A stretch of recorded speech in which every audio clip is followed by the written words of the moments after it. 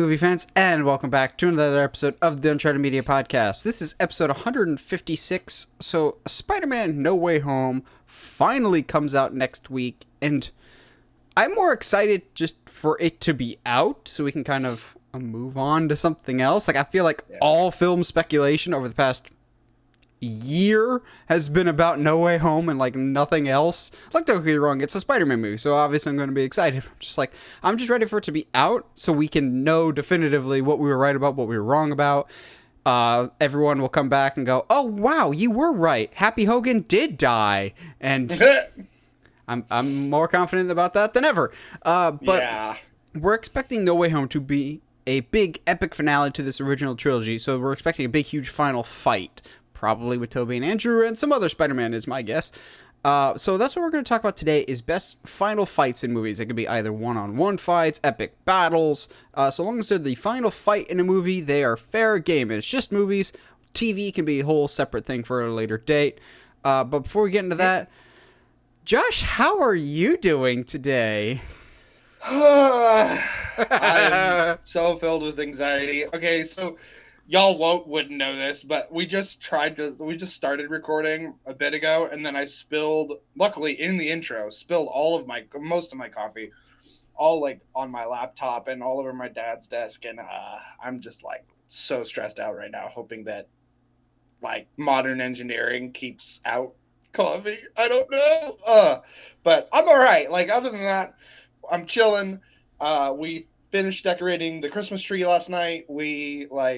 It was super cold this morning, like 35, 38, one of those.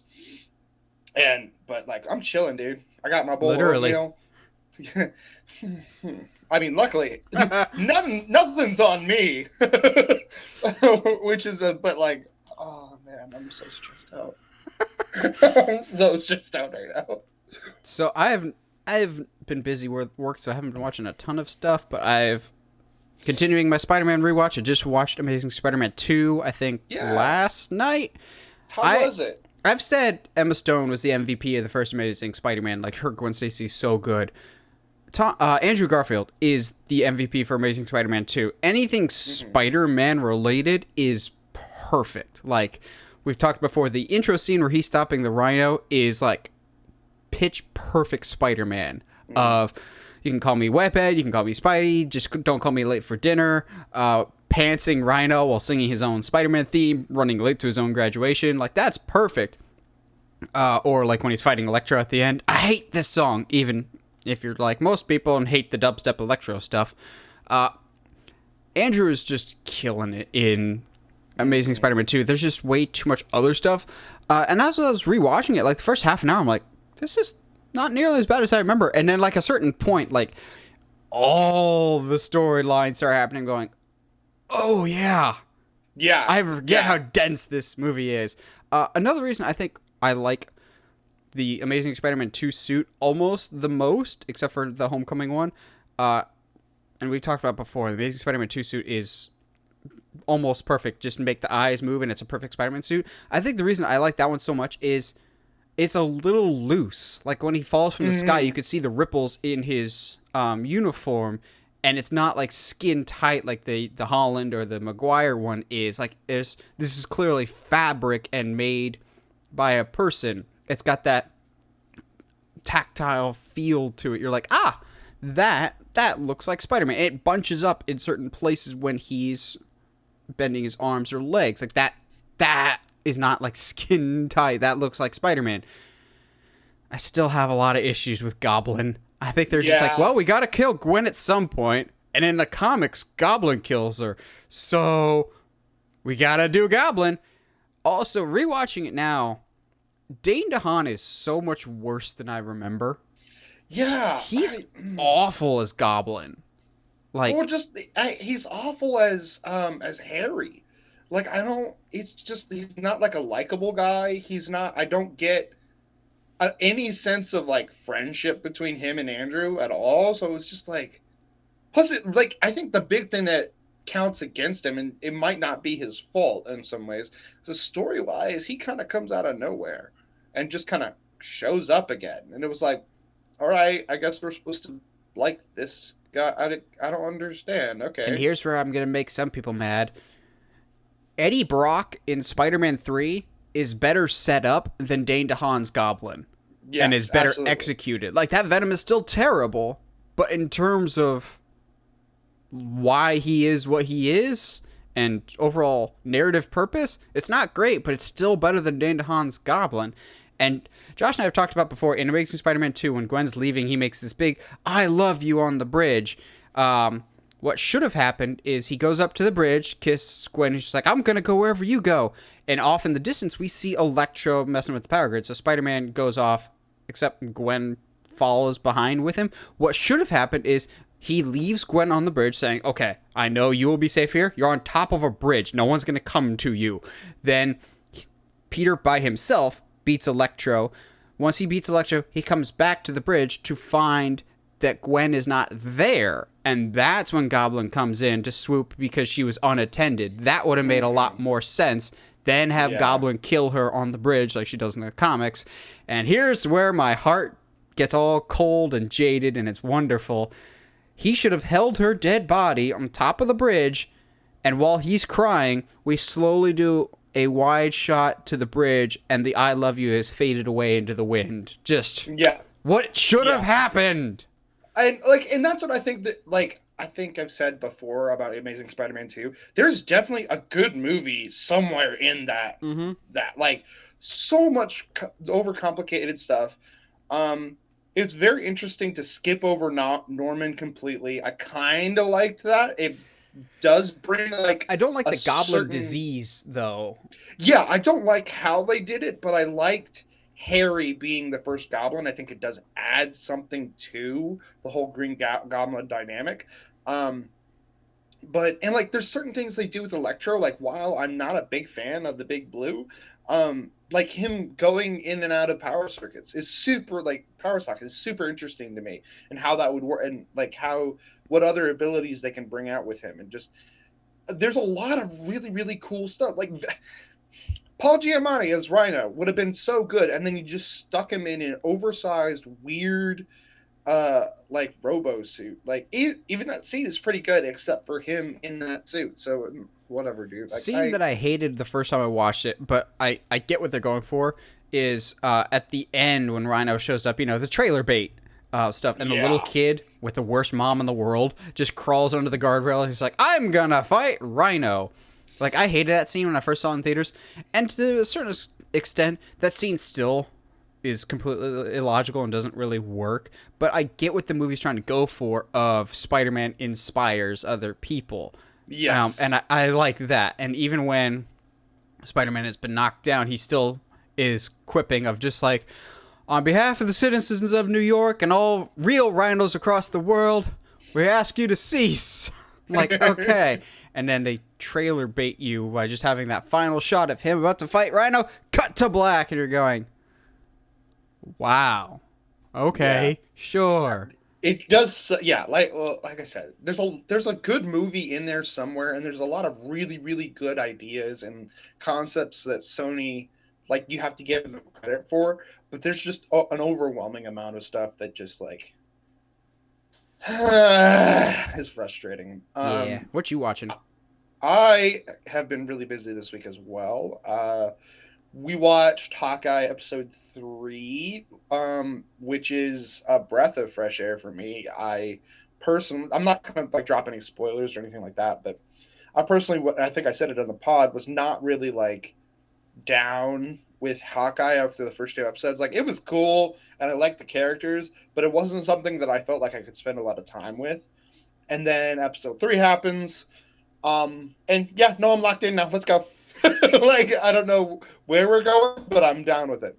I think, and I felt this way as soon as the episode was done. I was like, I think this episode 3 of Hawkeye, was my favorite episode of any Marvel show to date so far. I won't say it's my favorite episode of Disney Plus programming, because that's probably still episode 4 of Mandalorian, or Luke Skywalker showing up in Mandalorian. But in terms of, like, I don't think there was an episode of Loki or Captain Falcon Winter Soldier or WandaVision that I liked more than this episode. I thought this episode was paced perfectly. You've got some fun banter at the beginning, a phenomenal chase scene with that one long take. But then you get some really good character backstory with Echo that I thought was really fascinating, and some very fun teases for stuff that could be coming down the pipe very soon.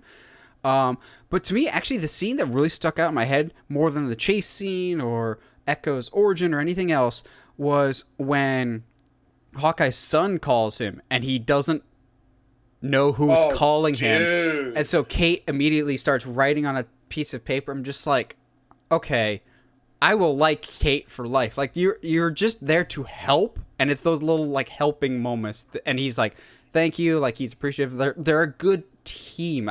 It's the little touches to this show that's really, really making me like it a lot, especially in episode 3. My heart absolutely broke when he was like, "It's good to hear your voice, buddy." And I was like, "Oh, don't do that to me already. I'm not ready for that." Also, without dipping into spoilers, that one trick arrow, I almost jumped out of my seat, so excited. Like the one special arrow on the bridge. Yeah. I was like, oh, that's cool. You had that this entire time? What are you come on. It's a nice reversal of that iconic Ant-Man and Hawkeye panel. I like it a lot. I like that we're finally getting into the trick arrows. I'm like seeing some really, really cool stuff, like stuff that makes sense, proving DC that you can make like an archer like really entertaining and really cool to watch, and like actually a pretty viable hero. I mean, yeah, I don't know. Let's get into some news, because we've got a lot of comic book news this week. Yeah, it's crazy. So, kind of out of nowhere, we got a whole bunch of Spider-Man adjacent stuff, but leading the pack was the first look at Spider-Man Across the Spiderverse, which, if I remember correctly, is the first like official name confirmation for what this movie was called. I thought we were just kind of going with Into the Spider-Verse 2, but no, it's Spider-Man Across the Spiderverse Part 1, which I thought was very interesting. And also, because I'm an idiot, the first time I watched the teaser, I didn't stay till the very, very end, so it's just like, oh, Spider-Man Across the Universe. And then a few minutes later on social media, everyone's just like, Across the Universe Part 1. I'm going, wait, did it say Part 1? Oh, yeah, it did. I'm just impatient, apparently. I'm a little mixed on this trailer. I think, by and large, I really, really liked it, but it was kind of weird going from when Gwen shows up and them having that fun banter to when he goes into the different universes. I get what they're going for of teasing big things, but it was kind of weird to see this almost completely done scene with Miles and Gwen to, let's just call it pre-rendered stuff with Spider-Man 2099. Like, visually and the colors, and it looks fantastic, but it clearly wasn't done yet. But I appreciate that they're dropping some hints. In weird, like, continuity nitpick, though, he's surprised that Gwen shows up, but in the end of Into the Spider-Verse, we see that she shows up and he's smiling and ready to go. It's not the same continuity, but whatever. I'm excited for this. The trailer didn't show a whole lot, but that's because this movie's like a year away, and I'm sure they still have plenty of animation to go. I'm very hyped for this movie. It's not the top of my list, but I love the first one so much, and I'm excited to see what they do. And also, it wasn't until like the second or third time I watched this trailer that I'm going, oh yeah, he never did go to anybody else's worlds. So we get that great shot of him like super, super close up going through some of the tunnels, which is almost shot for shot when Peter B. Parker shows up, of like that close up of his face that's all kind of stretched out. It's like, oh, that's a nice callback, because he hasn't traveled the multiverse yet. Josh, what did you think of this trailer? And also, who do you hope shows up in Across the Spider-Verse? Yeah, so, like, I guess I didn't take the backgrounds as, like, not rendered. I guess I took it as, like, a different art style for that world, which is fine, I guess. But it's odd but cool to see Spider-Man 2099 absolutely jacked out of his mind. Like, that is a big boy, and I think that... What does he bench, 2099? 2,099 pounds with one arm. He's like Spider-Man 2099's the guy that sits in the gym and goes, well, yeah, well, your PR is my warm up. Like that's him all the time. I like the design so far. I agree that the continuity was a little off. I'm curious if that's not the first time that they meet in the movie. I think so too, because Gwen's hair is longer.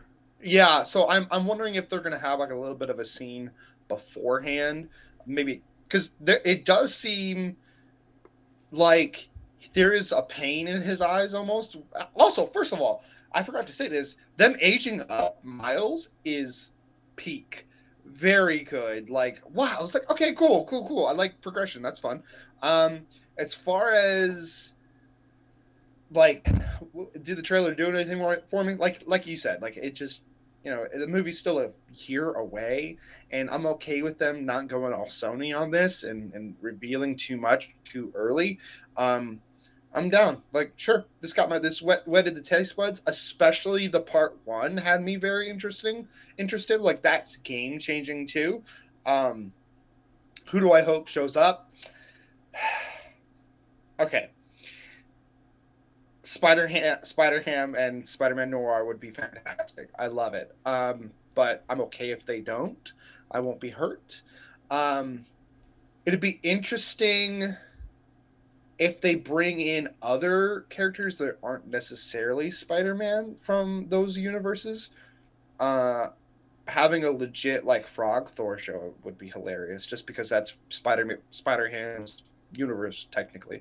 Especially if Miles is going to these universes, I think that opens up the possibilities a lot more. Seeing Peter B. Parker again, I think would be. And like, if we go visit him and he's like gotten his life back together and he's back with Mary Jane, he's back on top of his game again, would be like just perfect. I would love that so much. I'm surprised you didn't say like Ben Reilly Spider-Man. Josh would get a little too excited about that, I think. Dude, like a classic hoodie Scarlet Spider would be like, oh, so good. But like, I'm okay with them having like the quote unquote the big Spider-Man, like because Miles I would consider like one of the Spider-Man, and like same thing with Spider-Man 2099 and Scarlet Spider as well, I think are like the big ones. It'd be interesting if I just had this thought. It'd be interesting if they like somehow interweaved the Clone Saga with the multiverse. I don't know how you'd pull that off, but I literally just want Ben to show up. Like, I'm okay with that. So, but yeah, it'd be interesting nonetheless. Now, I know it wouldn't make a lot of sense for this universe just because this character doesn't have a lot of connection to Miles. But in some universes, Spider-Man is Uncle Ben. It's Ben Parker's Spider-Man. So maybe a Ben Parker Spider-Man, or better yet, tailor it to Miles. And in one universe, Uncle Aaron is Spider-Man and Miles was the Prowler. Ooh, say less, my dude. I'm down. Okay. I almost said Drake Bell's Spider-Man showing up, but that's not gonna. Well, I mean, it's voice acting. He can do it from home. Isn't he going to jail? No, he's under house arrest, I thought. Okay. Here's my. There's absolutely no chance of this happening. Harebrained idea. What if this is Spider-Man Across the Universe Part 1, and the first movie of Tom Holland's trilogy is Across the Universe Part 2? Interesting. Actually, yeah. But then I don't know how you'd make that work, that transition from animated to live action. That'd be interesting. So have it, because I don't know who you'd have play Miles. Yeah, Shameik Moore is a little too old to be a live action Miles. Just a little. Well, I mean, he isn't. Is he in college in this one, or is he? Because he says dorm room, but I know he goes to like a special school where they have dorm rooms. So I don't know if. Yeah, I thought he went to like a private high school or something like that. Yeah, so I don't know if they have like dorm rooms there or he's in college. He does age up, so it's definitely been some Ah, time. okay, he's 26. So he's actually Huh? Tom Holland's age, more or less. That could totally work. I mean, I don't know. We'll see. That is something to throw out in the universe. Into the multiverse. Yeah. Oh man. So I'm done. Like I'm a big fan of the first one, so I'm down for whatever this movie throws at us. So this next news topic, I feel like is kind of, for lack of a better term, damage control, and I think the timing is very, very, very convenient. And that is someone just randomly, I don't know why they would ask this randomly, is asked Kevin Feige and Amy Pascal during press tours for No Way Home. They're just like, if we ever saw Daredevil in the MCU, who would you cast for that? And Kevin Feige flat out said, if and when and where we use Daredevil again in the MCU, not again because he hasn't been in the MCU. If we use Daredevil, it'll be Charlie Cox.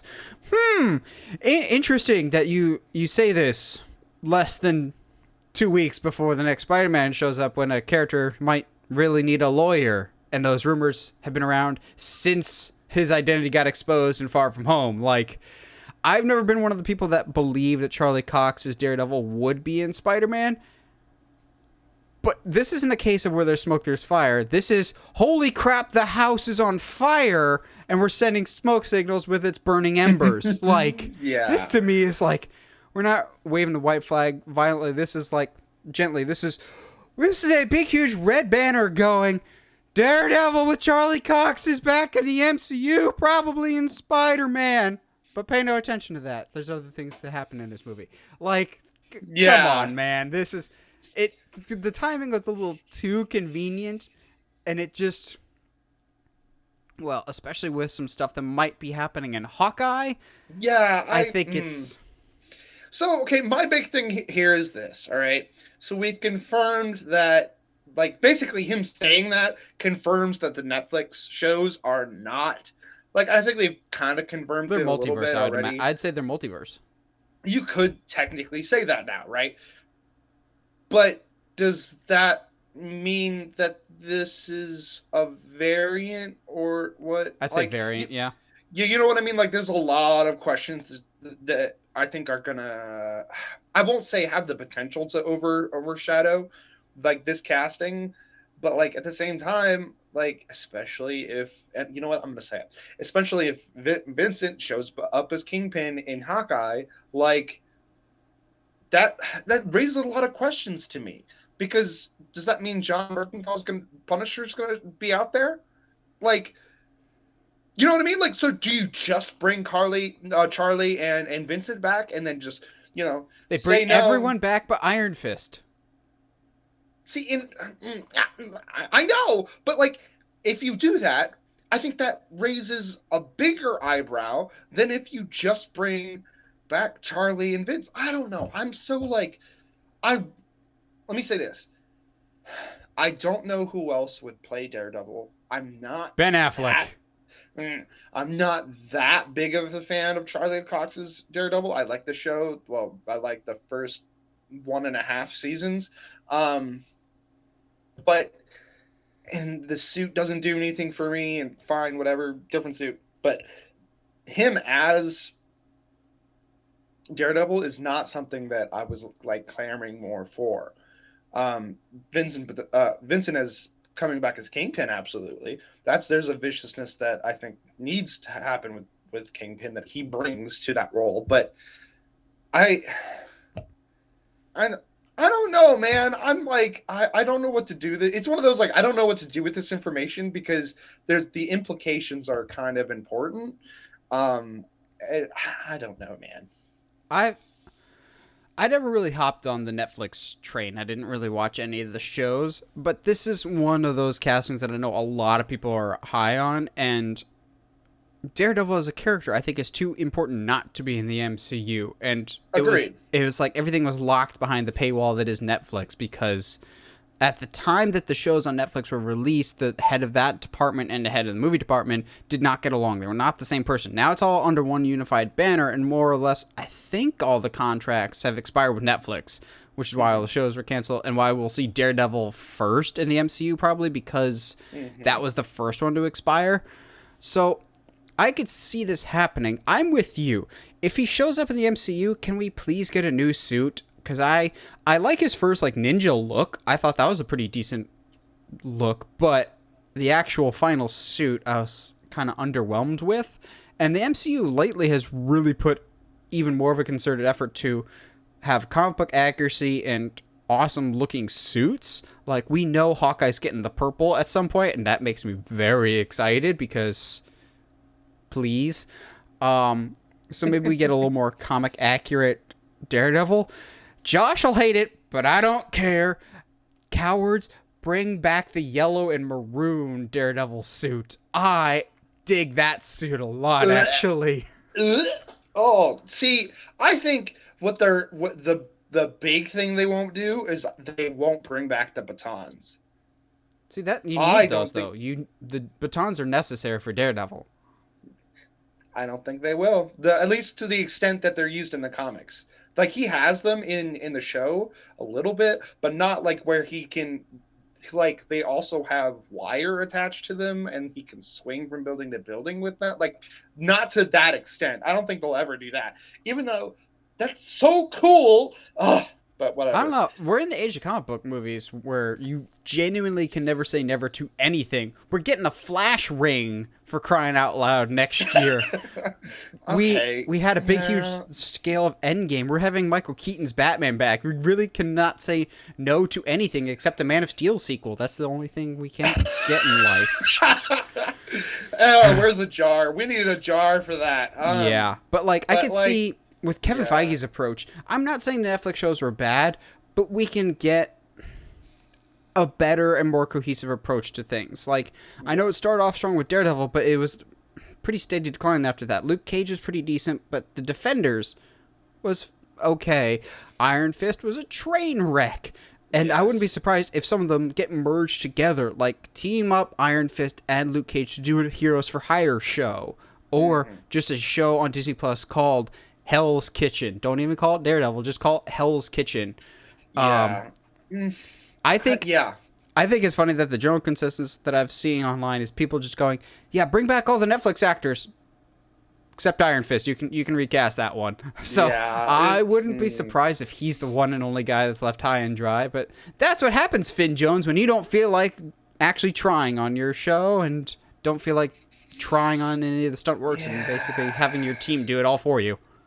It's tough. That's tough, dude. Like, yeah, because, I mean, Luke Cage, that's a perfect casting if I've ever seen one. Like, that's pretty good. It'd be interesting is if Punisher's already around and it's still John and he shows up in Hawkeye. Because right now, if there's a show that he could show up on, Hawkeye would definitely be one of them. No, but I think here's my theory that I'm coming up with now. I have no basis for it.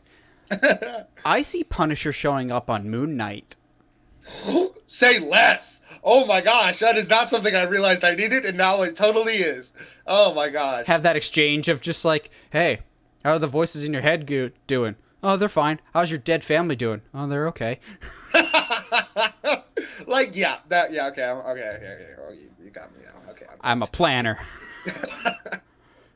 So we talked about Charlie Cox's coming back as Daredevil, but the general consensus is they should recast Iron Fist. They should especially recast Iron Fist because I need Iron Fist to show up in Shang-Chi 2, which is now officially happening.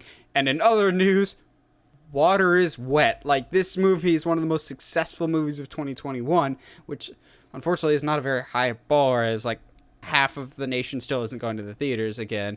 But this was a no duh. Shang-Chi was incredibly well received. I loved it. It's one of my favorite movies of the year. It's one of my favorite origin movies in the MCU.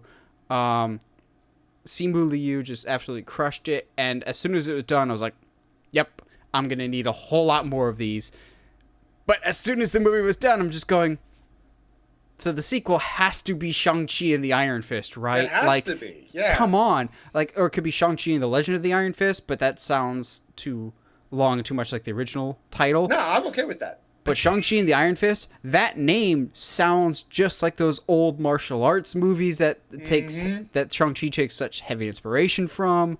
It just makes so much sense, and now that we're starting to get more of the Netflix characters into the MCU, I just need Iron Fist, and I need him done right, because imagine Shang-Chi with his outfit, with the traditional Iron Fist green and yellow bandana, and you just give them, like a wrestling match, you give them a solid 15 to 20 minutes to just go. Just put the camera in a wide shot and watch them do hand-to-hand combat for 15 to 20 minutes. Don't even need any cuts. Just two men beating the crap out of each other. Take all of my money. Please. Absolutely. Yeah. Because, like, and this is just, I think, a symptom of me not knowing a lot about Shang-Chi, other than he had adventures with the X-Men. Wait, hold on. No, the X-Men. Yeah. I think the X-Men are about to become the MCU's Mephisto. Was that an X-Men reference? Was that an X-Men? Yeah, no. Yes, we're gonna be the fans absolutely. that cried X-Men. Okay, but like, it's only a matter of time. So, especially with No Way Home right around the corner, I think that'll be very telling as to who shows up and when. Because it is a conversation about not if, when, at this point when it comes to X-Men. And just, like, I'm imagining, in my head, because I've read one of the comics I have, is an adventure with Shang-Chi has with Wolverine, and that's totally, just seeing, like, I don't know if I can see it with Hugh Jackman. No, let's, for the sake of it, Hugh Jackman's Wolverine with Shang-Chi and Awkwafina right there. Like, having that, just that alone sounds like a great time. Like, I don't know how you would not have fun with that. Yeah, I'm also excited because for this movie, they said that they'll be bringing back the director of the first movie, nice. Who I thought absolutely crushed it. Yeah. I just really like the approach. I was talking to one of my coworkers who finally watched Shang-Chi yesterday. He's a listener to the podcast, and he was like, this is so good. And I was trying to figure out, and he helped me break it down of like, why do I like Shang-Chi so much as a character? And it's because he doesn't have an ego like a lot of the other MCU characters, especially like an Iron Man, but doesn't have like that kind of, as much as I love Captain America, he's not as relatable because he's uber human basically, where Shang is a regular dude basically, but his approach to things is very normal and human, willingness to learn. I'm happy with these sequels coming because there's going to be multiple of crossover potential. Top of my list, I need him to meet Spider-Man just because of that, the younger demographic, or him and Kate Bishop, I think could be a lot of fun together as younger demographic, because supposedly in Shang-Chi, he's supposed to be in his early 20s, and I'm going, I don't know if that checks out, because Simu is like 30 or 31. I'm going, I can buy you his early 30s, maybe. There's a lot of crossover potential I can see with this. Him meeting Ant-Man, and Ant-Man just being like, so you can punch really hard? That's really cool, man. Like, I can shrink. And having some fun with that. I just imagine the crossover potential that he can have. Or even Nora, Awkwafina's character, having her meet with, like, as much as I don't like her that much, Darcy from the Thor movies. I think Nora and Darcy would be a very dangerous combination of just like, so what's your story? I hit a god with my truck. What's your story? I shot a dragon with an arrow. Cool. Like, there's so many... Well, like, especially, like, with Darcy after WandaVision. I will say, yeah, I do like her after WandaVision. After WandaVision, Darcy is one of my favorite side characters. And her meeting Awkwafina's character would be a peak. It'd be so good. Even Shang-Chi, like, interacting with Charlie Cox's Daredevil would be cool. I'd be down with that. Are you kidding me? Dude, a scene with Daredevil and Shang-Chi with no rings, head-to-head, like The Raid, just a solid minute or two of them feeling each other out and just boom. Oh, there's so many Or, I don't know, him interacting with Moon Knight would be fantastic. Like him, oh, let's go. Yeah, so I completely agree. Like, it was just, like, it was a no-dur to give this a sequel. A singles career. Singles career! But also, like you said, the crossover potential is huge. Just, it's a no-dur. Like, absolutely, bring it on. You don't even have to tell me what's happening. I'm there. Yeah, you just have the original cast coming back and the original director coming back, and I'm there in a heartbeat. The only thing that will make me go, okay, I'm just even that more on board for this movie is before this movie's done or Shang-Chi's time in the MCU is done, I need Jackie Chan to show up in a Shang-Chi movie. Oof. Because so much of Jackie's style is emulated in Shang-Chi, and I just need it. I just need it so much. There's gotta be a character for him to play. Like, I can't imagine that there's not, like, a kung fu master that Jackie couldn't play in the MCUs. Oh, that was a... I don't have anybody. It just would have been great. Oh. Dude, so good. So now we've covered enough Marvel news for today. Let's switch over to the pond that is DC, and a show that I'm absolutely getting more and more stoked for every time we see some new stuff for it is John Cena and James Gunn's Peacemaker, a spin-off show of the character debuting first in The Suicide Squad. They showed a trailer, I think, at DC Fandom. Is that right, Josh? But so they have a new trailer for the show debuting next month. And I loved every second of this trailer. There's so many good lines in this, but there's a certain pivot point that I'm going, okay, this isn't just going to be Deadpool type with John Cena. Like, there's a lot of great jokes in this of anything with Vigilante, who is essentially going to be Peacemaker's sidekick for this. I laughed out loud. Like, I killed a guy, but they broke me out of prison. I'm a federal worker. Oh, post office? No, why would they break me out of prison to deliver mail? I don't know. It's the first thing that came to my head. Why would you lie to Vigilante and I? We're the smartest guys. You think we wouldn't figure out? Hey, which one's the eagle? Guys, which one's the eagle? Okay, me. Okay, maybe 50% of us. But hey, 50% is still an F. I didn't do well in school. School's for idiots. Go on. School's for dorks. But as the trailer progresses, you just get more of that, like, rude and crude humor that you just think that's going to be all the show is. And then one of the characters is just like, when I see him, he always kind of looks a little sad. And then we cut to him doing what looks like he's going to be doing a hit on someone. But he's just like, sir, you want me to shoot everyone? There's kids there. He's like, shoot everyone. And so from that point on, you kind of get this sense of, like, Peacemaker's a very broken character, and I'm kind of really excited to see that side of it too. It's not just fart jokes and dick jokes. It's Peacemaker as a character wants to be better, but he comes from such a broken place, which casting the T-1000 as his father, just chef's kiss. Like, that is perfect. I'm a shower, not a grower, Dad. You just compare yourself to a chode?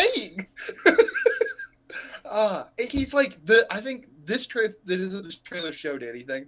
It's that Peacemaker is basically going to be a cross between Deadpool and Punisher, and I'm okay with that. So, James Gunn has also recently teased after the trailer came out that some people are just like, so you got other Suicide Squad or Peacemaker spinoffs in the works? He's just like, I do. I just can't talk about them.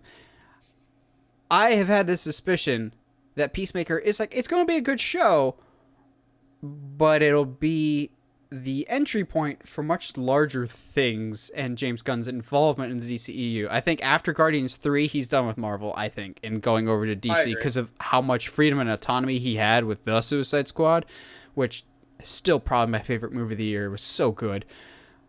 I have got nothing to base this off of, but I think the Peacemaker show will be used to introduce actual big name characters that we know from DC. There were some rumors a while back that they might be introducing Bane in Peacemaker. I'm going, I don't know if I buy that. There was another rumor that I'm going, I do believe that, is what if Peacemaker sets the stage for Green Arrow? I can totally see that, yeah. And Green Arrow eventually crosses over with Black Canary, who is already introduced in Birds of Prey. Yeah. I can totally see that.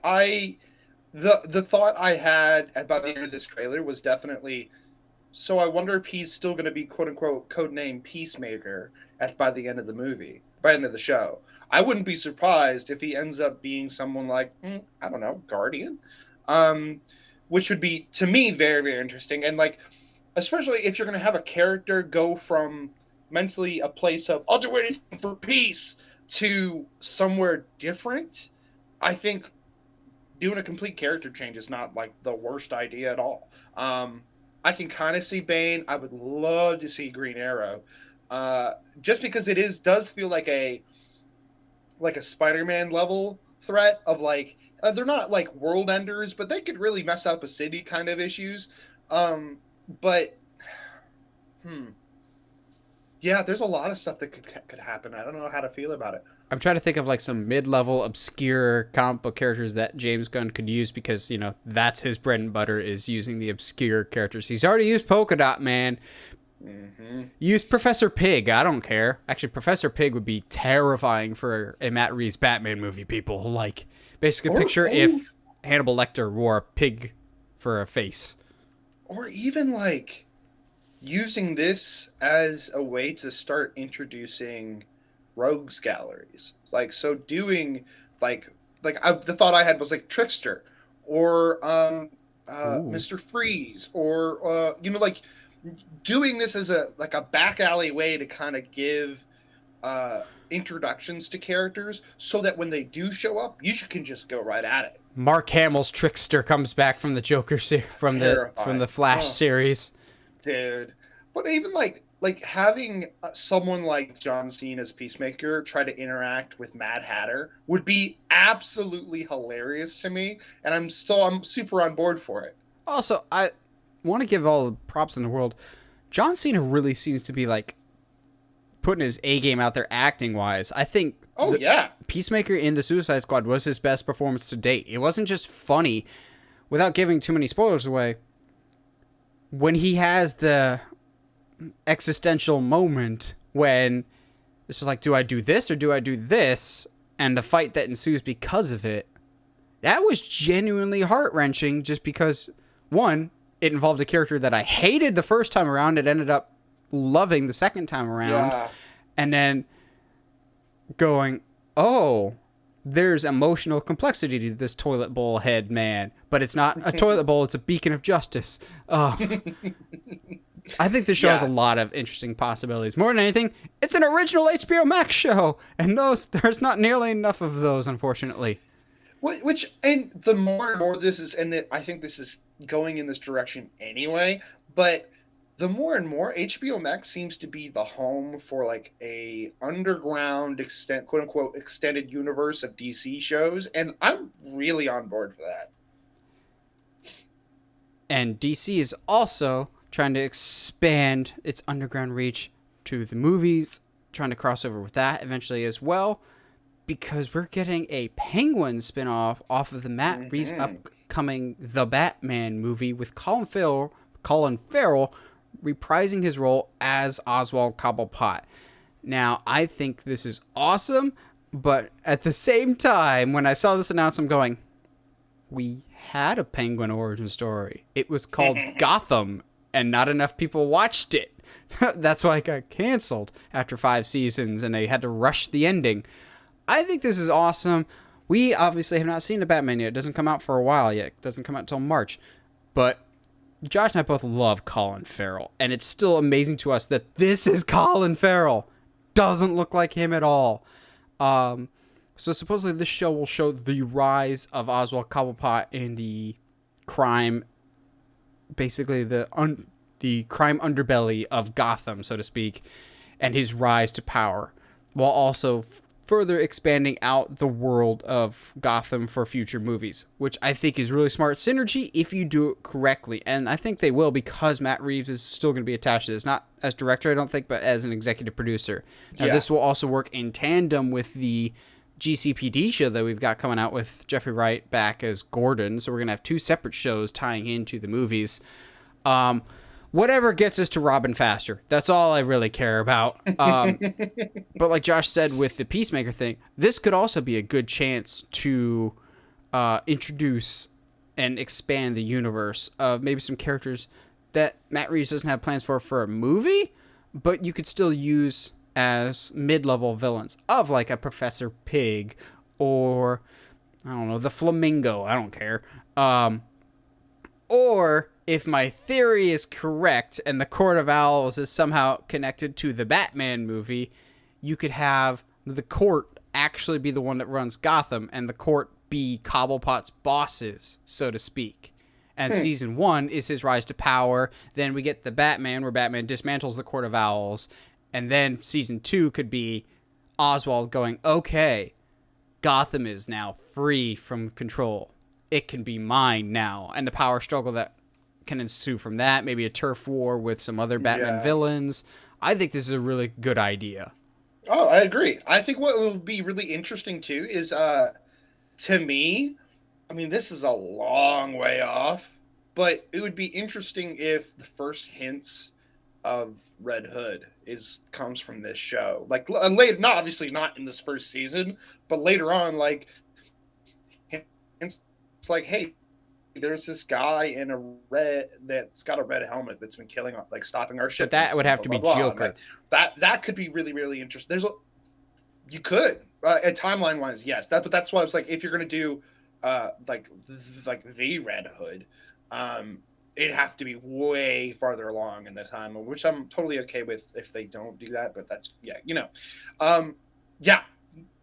opportunity to kind of explore the underbelly and the rogues gallery.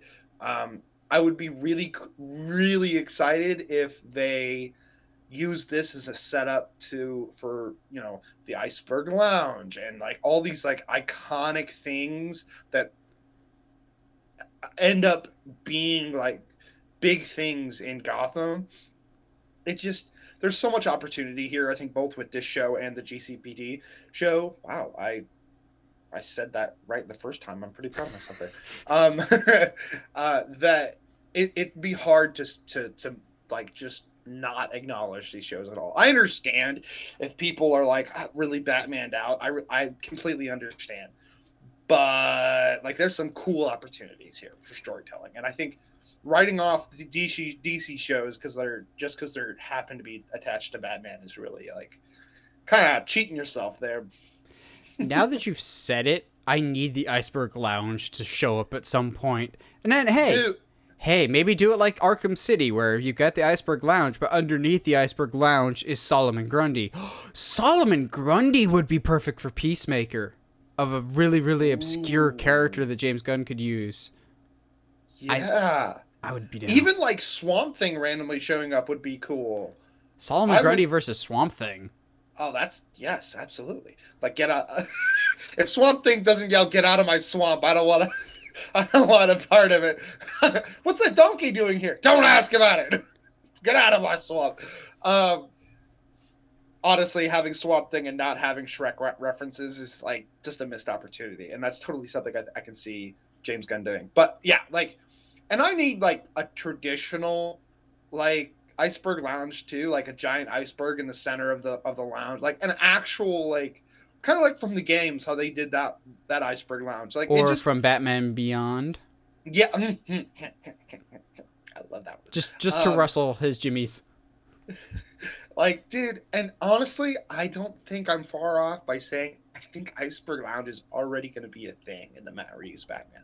I wouldn't be surprised if that shows up, just because Cobblepot doesn't seem to be like at his peak here, but he's a pretty big businessman of sorts in Gotham by the time Batman comes to power. So becomes a thing. So, but we'll see. As always, this episode is sponsored by TeePublic, where we have multiple shirt designs now. So if you want to rep Uncharted Media merch, wear the logo, wear stuff with Josh and I in animated form, just support the show, go check us out on TeePublic. But yeah, let's talk about movie fights. Because that's the scenes that you're going to go back and watch the most often. So again, these fights could be one-on-one fights, large epic scales, so long as they're the final fight in a specific movie. I don't know why, but I had a hard time with this list, actually, of, like, just going, yeah, that was okay, or, like, feeling like I'm missing some, so I wouldn't be surprised if there's some that you've mentioned, and I'd be like, oh, I'm dumb, I should have remembered that one. Where should we start with this, though, Josh? Do we want to do, like, large-scale, small-scale fights? So what's really, really odd is, I had trouble with, like, one-on-ones. As far as not doing, like, super obscure, like, kung fu movies. But, like, I only have, like, 2 or 3... Hold on. I mean, no, I've got quite a few one-on-one battles, but, like, some of the best ones are like ensemble fights, because it is a final fight should be the culmination of what the movie is all about, right? Yes. So, like, I'll lead with this. So the final cop fight in V for Vendetta, where with the iconic lines like, because I am an idea and ideas are bulletproof. Even though he dies like right after that. But it's the final fight of the movie, and it's the culmination of the government still trying to be cheeky about what they're doing with stuff. They're going along with his plan, but they don't want to. They still want to be on top. And V is the ultimate idealist in that dude, you can't kill me. I'm gonna come up on top, because as long as people believe in ideas, that idea will live forever. So it's just like it's such a good fight too, of like the traditional action movie trope of like I just watched a Larry Bird documentary randomly, and he's like he's iconic for telling you what he's about to do and then does it right in your face. It's like, just quick side tangent. Maybe it's because my parents were Celtics fans. I feel like Larry Bird is still criminally underrated to this day. Oh, absolutely. The things that he could do. Just Bird is one of my all-time favorite players, and he is just one of the dirtiest players. Not like a Bill Laimbeer type of dirty, but like Larry will mess you up. The dude that looks like he works at Cabela's will mess you up. Yes. But like that's what I think. Like, there's that element to this final fight in V for Vendetta where he's like, no, like I'm gonna kill you after you're done with your shooting. So you better hope you can reload faster than I moved. And it's like it's such a cool ending to a great movie that I still watch every 5th of November. It's just super good. I think super emotionally fulfilling, I think is the phrase there. I have one on my list that I feel like, because of some other movies that came out a few years before it doesn't get talked about as much. And we'll talk about those other movies. But a movie that I'm sure Josh will be happy is on my list, because he and I both grew up watching this. The Lion, the Witch, and the Wardrobe. Yeah. I feel like the final fight in The Lion, the Witch, and the Wardrobe does not get talked about enough, because Lord of the Rings was a thing that happened a few years before. But to me, it's always... Lord of the Rings is the, like, big, epic, mature storytelling, whereas Lion, the Witch, and the Wardrobe was, like, the intro to that world and the intro to fantasy for a lot of people. But it's a darn good fight that still, frankly, really holds up. The visual effects in Lion, the Witch, and the Wardrobe for 2005 are still outstanding. And the level of violence that they put in a PG movie, surprisingly good. But yeah, the visuals, the epic scale. It's a large scale fight that I was very surprised. But also, unlike some other movies that have large scale fights, there's actual strategy involved with Lion, the Witch, and Wardrobe that I really appreciate. Of like, okay, before they even come to us, eagles drop the big old boulders. That's going to help take out some of them. Then we get the archers for the long range stuff. Then we get the phoenixes to create the the fire barrier. Like, there's so many cool elements to it, and then it moves from a big field to a condensed, tight, narrow field. I'm going, oh, there's actual strategy involved with this, which now, as an adult, I appreciate that Peter learned all this strategy living through World War One. Like, the bombers basically inspired him to do the eagle dropping the rocks type of thing. Yeah. It's World War II, but yes. No, it's World War One. I thought it was World War One. I'm pretty sure it's 2, because that's when Germany bombs London. Is it? There's also no planes in World War One. Yep. It's World War II. I said World War II from the get-go. Yep. Also, and, like, I'll say shout this. Shout out to Prince Caspian too, because Prince Caspian is while not as good as Wardrobe, is still pretty good and stays pretty faithful up until the whole moment where Susan falls in love with Prince Caspian. See, Prince Caspian didn't have a giant fight at the end, though, like a large-scale fight that I'm going, oh, was this just because you did Lion the Witch and the Wardrobe, so you felt like you had to do a large-scale fight? It just felt kind of weird to me. Yeah, it felt really weird. And, like, them changing the ending of Voyage of the Dawn Treader was really, really weird. And it's like, I am glad that y'all stopped doing this, because if they screwed up Last Battle, I was going to be pissed. Last Battle is my favorite Narnia book. It is one of the first books that ever made me actually physically cry. Was when they kill the horses. Lion, Witch of the Wardrobe is fantastic. Like, Lion, Witch, and Wardrobe also has one of my favorite obscure action characters, and it is the general that's always standing by Peter's side. And so, like, right before the battle begins, are you with me? To the death. And so, like, Peter gets knocked off his horse, and so they're all retreating, and General sees that Peter's basically screwed. And so him and the Rhino, like, turn around, they're like, you ready to do this? Let's do this. So the guy, like, starts running with 2 gigantic swords, starts mowing everybody down. You're like, this is awesome. He puts the 2 big swords in the Minotaur.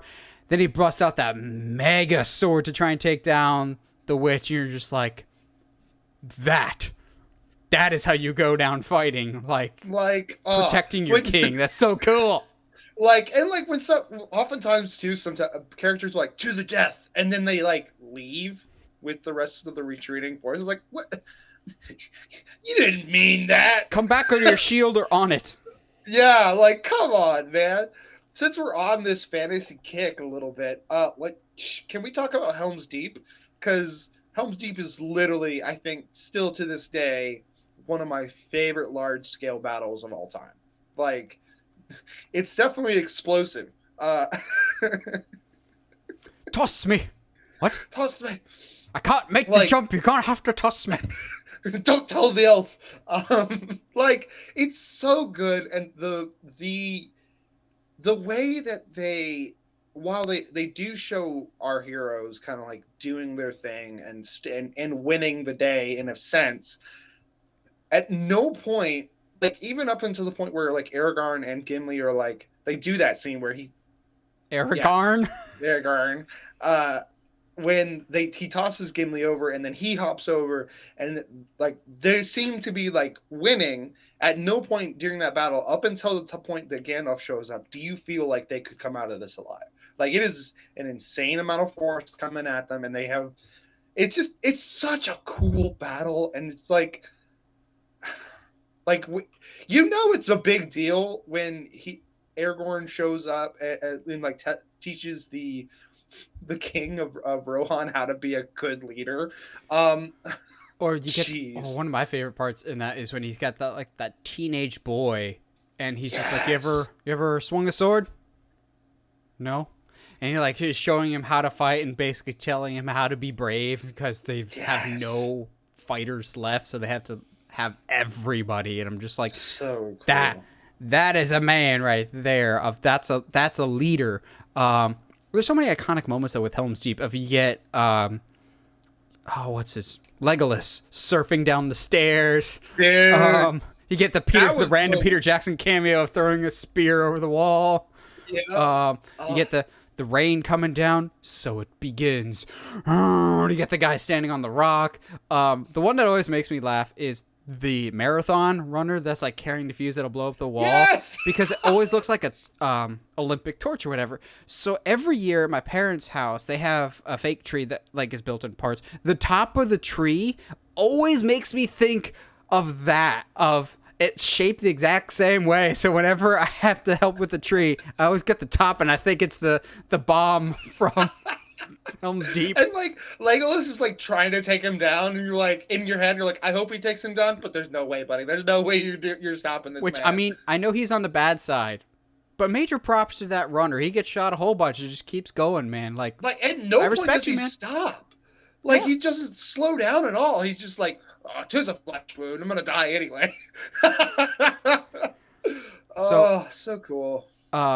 Actually, Helm's Deep is not my favorite fight in all of Lord of the Rings, but I can't put the Battle of Gondor because it's not the final fight. I think Gondor's even more dire, and it gets worse. And then, you think you know death, and you get everyone on the hill, and you're just like, whoo!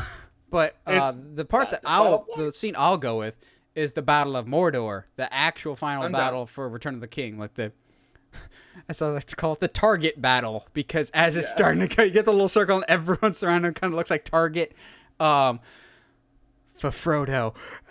And then everyone runs past the hobbits because the hobbits have little legs. It's such a good battle because honestly, there's nothing to gain at the Battle of Mordor. Like they don't know if Frodo and Sam are still alive. It's not for victory. It's just on the slim chance that there's a little tiny bit of hope that Frodo and Sam are still alive. Maybe we can buy them just a little bit more time. It's so well done. It's the culmination of Aragorn's arc of, okay, you're finally wearing the colors. You are finally the king, especially, finally, more or less. And you get, who is Hugo Weaving's character? Presenting him with the repaired sword. You're just going, that's a really long sword. Like, why is that so ridiculously long, but only meant to be wielded by one hand? It's weird, but you're just like, yes, Aragorn, you've come a long way. All the battles in Lord of the Rings are spectacular, but either Helm's Deep or Battle of Mordor could be on the list for best final fights. I agree. So we're kind of in like major franchise territory. So do we want to go ahead and get Star Wars out of the way? If you have some. So what's if I have some? I have one actually. I put two in there because it was really odd. I was like, what are some of my favorite battles in Star Wars? Because there's quite a few, especially in Final. I mean, you got 9 to choose from. What's really odd to me is people put the one in Return of the Jedi is the best of the series, and I don't get that, for me anyway. I think A New Hope is better, and I think Attack of the Clones is better. See, I have Return of the Jedi, but just Luke versus Vader. Here's the problem with actually a lot of Star Wars movies is they do too much for their finales. Like Empire Strikes Back, perfect. You just have two storylines that are happening very, very similar locations to each other. They're very, very close by. But Return of the Jedi, you get the Luke fight, you get the Lando fight that probably doesn't actually need to be there because it's just a repeat of A New Hope. Then you get the Han and Leia on the ground. Like there's 3 fights. And then Phantom Menace has the exact same problem with Duel of the Fates, Anakin, which doesn't need to exist, Padme, and the Gungans fights. That's 4 separate fights all going on at once. I think Attack of the Clones has too many pieces to it. You get the arena fight, then you get that random fight that actually doesn't need to be there, of when they're fighting like in the middle of the desert or wherever. It's just kind of there to introduce the concept of the Clone Wars, and then they go to the Count Dooku fight, which I think is good. Had we gone right from the arena fight to the Dooku fight, I think that would have worked. I agree.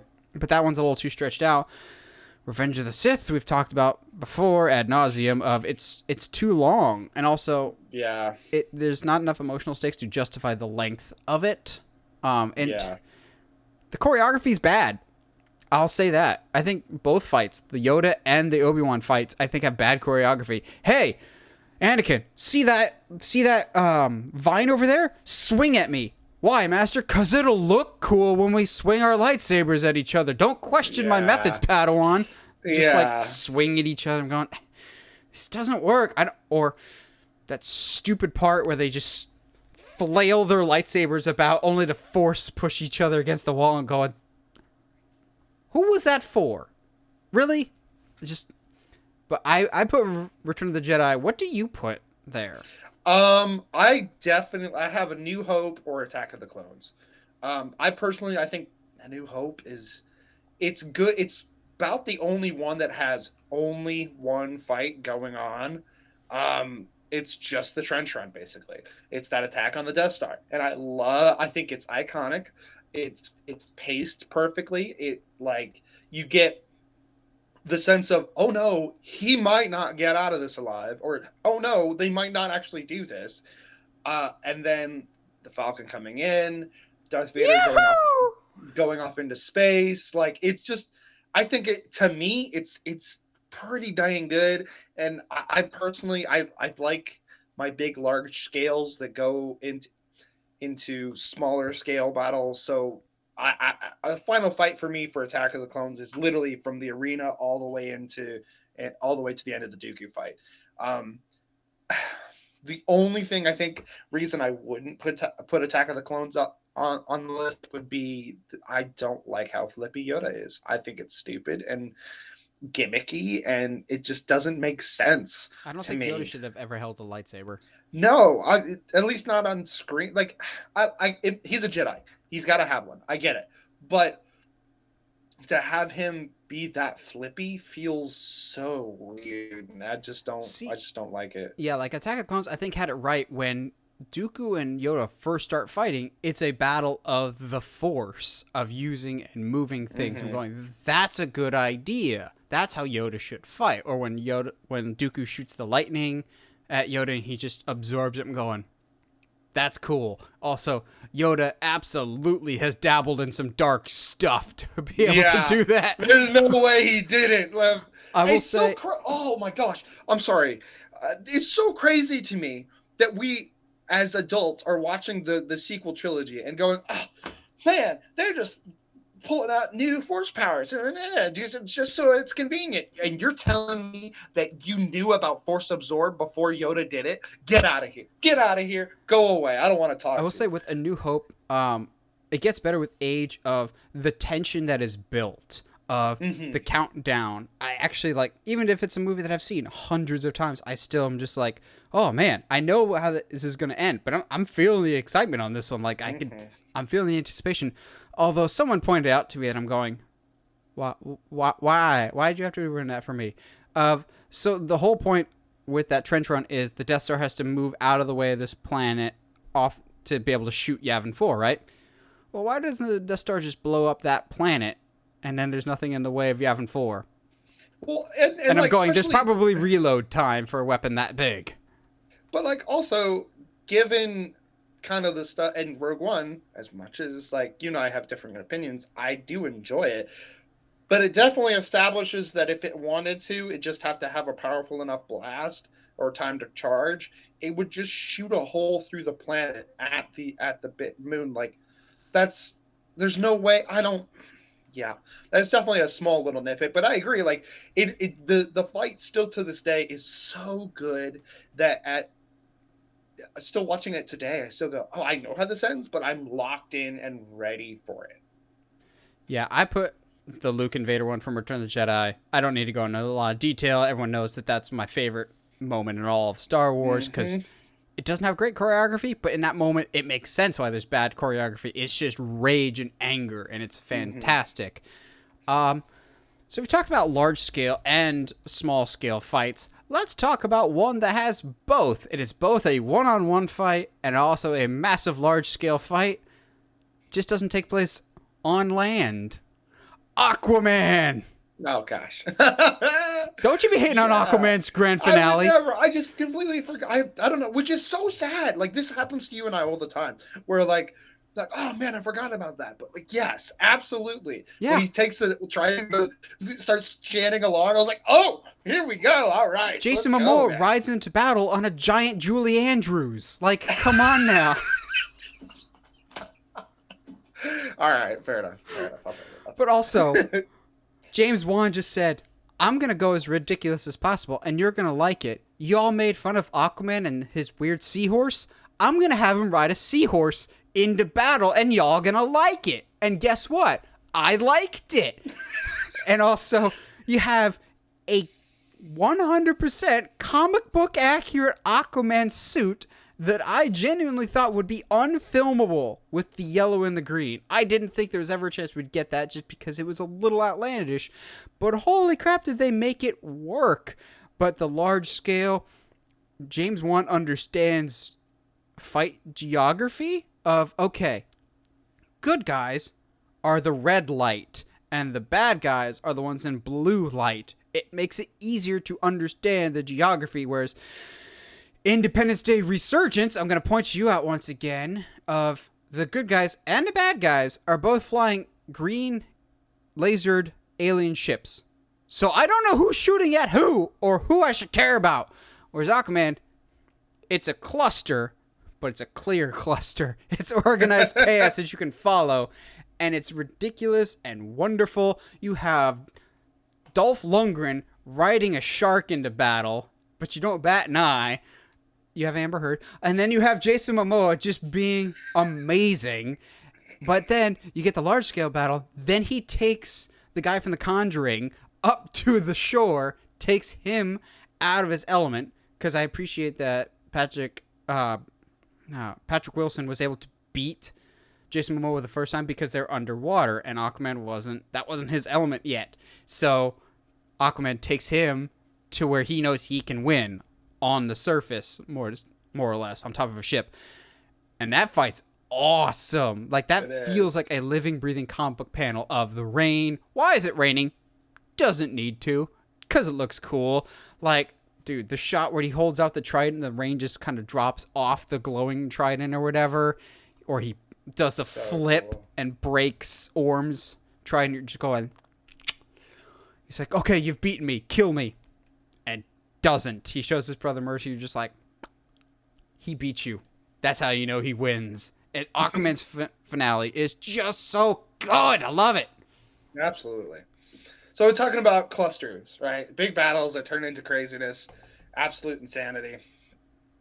So I'm going to bring two more that are absolute insane, and there's a lot going on. So we're going to talk about Mad Max Fury Road and the final ride on the road, and Saving Private Ryan's final fight, because both of them are absolute organized chaos. The Saving Private Ryan, the last fight, they're like, I love the pacing in that it feels like, oh, they could actually get out of this. And then the Tiger tanks show up and absolutely basically murder everyone. But like, fantastic, beautiful. It gives you that feeling of what an actual war is going to feel like, which is something that Saving Private Ryan does very, very well throughout the entire film. Yeah, fantastic. And then Mad Max Fury Road. It's very, very interesting to me, and I didn't notice this until I was rewatching it recently, because I watch Mad Max Fury Road like once every couple months. The final road fight is when they get really close and personal. Everything up till that point is kind of like, we're going to shoot it at each other from across the road kind of thing. Whereas that now we're on top of the road, and this big guy is ripping off the engine and trying to throw it at people. Like, it's such a cool, like, final sequence. It's hard to call it a fight, but like, it's definitely the finale, like you said. Like, it's just so beautiful and organized chaos, and gosh dang it, I love Mad Max Fury Road. So I've got 5 more. How many more you got? Oh jeez. 1, 2, 3, 4, 5, 6, 7, 8, 9, I think 10. You want to just Fine with me. I'm just gonna sit back for a little bit then. All right. So let's talk. Well, I can take that one off because that's technically that's not that's a technicality. Let's talk about and the say I can lump these two together. You ready? All right. We got Pacific Rim, the first one, obviously the good one. That final fight, peak, beautiful, love it. All No. right. Well, screw See, you. I hate the final fight in Pacific Rim. And Really? here's why. Pacific Rim to me, I think, peaked in that middle fight with the two big creatures, the big guy and the pterodactyl looking thing. The final fight is kind of messy, I think, because it's underwater. It slows all the creatures down. That's It's not as fair. visually interesting. Like, I really like Pacific Rim, but that final fight should have been swapped with the one in the city. Like, the motion That's is no, yeah, that's fair. That's it's fair. slower. The colors are still vibrant and interesting, but the narrative of why the fight is happening isn't as engaging, and it's not as hard hitting. With that being said, too, as much as I don't like Pacific Rim 2, the final fight is a little bit more interesting than the one. It feels more like a first. final fight type of. Yeah, definitely, especially when they all combine and it's crazy. They combine their Megazords. So since we're already in Tokyo, let's talk about Godzilla versus Kong's final fight. I was wondering if that like- was going to be on here today. Dude, no way you can't bring this up as one of the coolest, like, best final fights of all time. Just like, and I love that this is the only Godzilla movie that does just enough throughout the movie to get your taste buds wet, as far as what the fight's going to be, and then really doesn't. Then just lets it build, and then by the time they actually like clash, now it's go time, and then that leads into the reveal. Spoiler alert, I guess, for Mechagodzilla, and it's like it's just so good the way that it's the non-verbal communication that happens between Kong and Godzilla is amazing, and it's hard to get better than that, especially like when they both like non-verbally agree to help each other beat Mecha. Like, so cool, so stinking cool. Also, it's another. I always viewed Godzilla versus Kong as a wrestling match come to life. Of like, okay, you've booked your two top champions. Who's gonna win? Y'all kind of know Godzilla is gonna win. That's why I was rooting for Kong just as the underdog. Yeah. But when you have your Cena and The Rock, how do you make them both look strong in defeat, though? Because one of them has to lose. And so you have one of them win, but you make sure that the other one gets the kill shot on Mechagodzilla, which I'm just like, okay, that's fair. Like, Godzilla absolutely would beat Kong, but Kong and the axe is what took down Mechagodzilla. Like, obviously, Godzilla and Kong had to work together, but it was nice that they let Kong had the final shot, so to speak. Yeah, absolutely. Excuse me. I have a couple animated ones here. You knew How to Train Your Dragon was going to show up eventually. I prefer the second one, the second finale. Oh. I've slept on Kung Fu Panda. How dare... Wow, actually, I have too. Oh, man. Because you said the second one, and I'm immediately thinking of reversing the chi from the second one. Oh, so good. Or even like the Kai fight at the end of 3, when they're fighting on top of the mountain, and then he goes to the chi realm and absolutely becomes the chi master or whatever. That's super cool. But like How to Train Your Dragon 2, awesome. Coming on the backs of the death of Stoic, and like just the scale is huge. The stakes are huge. Scales? And I just love, like, I think we talk about it a lot, but like, so I don't want to spend too much time on it, but like How to Train Your Dragon and Kung Fu Panda. Jeez, we can't Kung talk Fu today, Dragon, bro. How to Train Your Panda. Dragon. Kung Fu Dragon, How to Train Your Panda. Your Panda. That's literally just that's Kung Fu Panda 1, basically. What if Jack Black voiced Hiccup? I don't think it would be as funny. Oh no, it absolutely would not. No, that would be weird. All right, That'd be Toothless, super weird. skadoosh. My other animated pick was The Incredibles. Ooh, yeah, Because that's a good one. I hadn't thought about that movie in a long time. I was just like, scrolling through scenes of final fights, and gosh, it's so first of all, fantastic movie. Second of all, the first time, kind of only time, that we see them operate as a family, a superhero family, and that's fantastic. It's got we see them as a team on the island. Remember that iconic shot in the jungle? I mean, that's fair, but we don't see them operate as a family after that. Because they don't do much in the second one. It was still a mistake to have it immediately after the first one. I think they should have done a time jump and made Jack the villain. Or just Jack being older in general would be cool. I like that. And it's got that great Frozone moment. Honey, where's my super suit? Why do you need to know? Our city's in danger. Our marriage is in danger. With the greater good needs me, I am your wife. I am the greatest good you'll ever see. Ever go get it. Great stuff. Great stuff. It's so good. It's just, it's real satisfying. Ties everything up pretty well. I'm gonna do one I don't think is gonna be on your list, and then I think we are pretty close, basically, to what you have left. I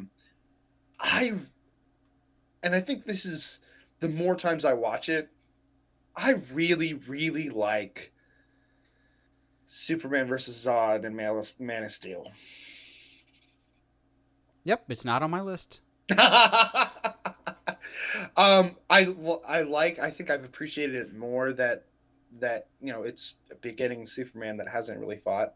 The details aside of I don't like that he has the suit in this. That's fine, whatever. There's no logical reason why Superman has the suit other than oh hey, it was in this ship that I found. It was just time, whatever. I don't like that. I love, and I will go down as this is crazy to me that it's still controversial to this day. I honestly really, really like that Zod forces Superman into making a decision: either kill me or let me kill this family with my laser eyes. To me, what other choice do you have? You got to, and you can tell at the very least, you can tell he's remorseful right after it. So it's not like he did it and was like, haha, all right, I saved the day. I would have made it, somebody and not just a random family. That's fair. Making it a random family is kind of an odd choice, but at the same time, it's that he's willing to save anybody. Everyone is equal in his eyes, I guess. But yeah, that's fair. I got one more, and then we can go back and forth again. So I'm going back into the catalog for, oh geez, wow, I just forgot his name. Batman Begins Batman. Who's that? Bale? Christian Bale. Yeah, Christian Bale. Wow, why did I forget his name? Oh anyway. God, please don't say Equilibrium. I love Equilibrium. Okay? It is a great ending fight. It makes no sense. Gung Fu does not make sense, but I love it. It's discount Matrix and you know it. I agree, and I will not fight you on that, but that doesn't make it any less entertaining. It's if Patrick Bateman was in the Matrix. And? How did I know that it was going to be Equilibrium? Come on. It is so cool. When he's he runs out of, first of all, the whole scene where he loads his pistols from a dumb mechanism. It's so cool. It's stupid, but it's so cool. And into the whole katana fight that happens in the last bit room where he slices that guy's face clean off, which first of all physically does not make sense, but it doesn't stop it from being pure sci-fi nonsensical cool. How did I know? Now I'll fight you on this. There's a reason that no one talks about Equilibrium to this day. It's because they're not friends with me. I will talk about Equilibrium all day. No, this is genuinely, I think, the first time you've talked about Equilibrium on the podcast, or ever. I didn't even know you had seen this movie. Oh, come on. Oh, it's so good. It's a movie that exists, I'll say that. Whatever. You know what? I'm going to go watch it on my own. Oh, man. Where would you even find it now? I believe it's on HBO Max. until it moves to Peacock for a month or so. Something, yeah. I think that's why I thought about it, because I saw it randomly on some list of like, hey, this is available, like newly added or something like that. And I was like, oh, I haven't seen that in a while. Yeah, it's free to watch, and you will know why. It's okay. You know what? It's Matrix without the green tint.